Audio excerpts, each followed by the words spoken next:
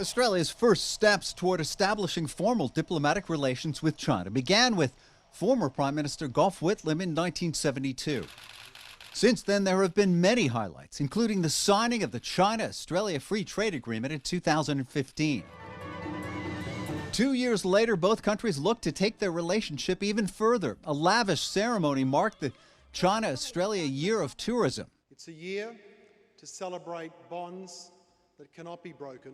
But those bonds have strained since then, hitting a low point in 2020 when Australia called for an international investigation into the origins of COVID-19, and China responded with trade blockages and tariffs on several Australian exports. In May, Australia changed leaders and signaled a change in its approach to dealing with the country's largest trading partner. The new government has actually been quite open and transparent that it has sought to change the tone with which it has managed the China relationship. Professor James Lawrenson is the director of the Australia-China Relations Institute at the University of Technology, Sydney.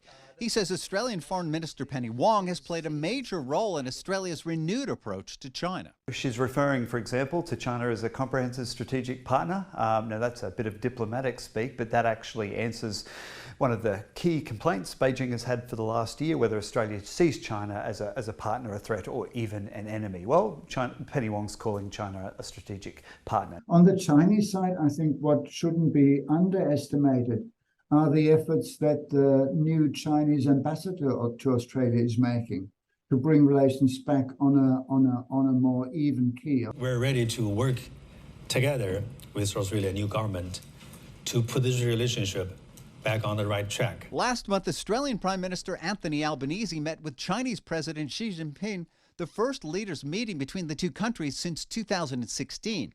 But experts say the world is a much different place today than it was 50 years ago. We are in a period of geostrategic competition where what happens between Australia and China and the way we develop our relations doesn't depend on us alone, but it depends on the geostrategic context.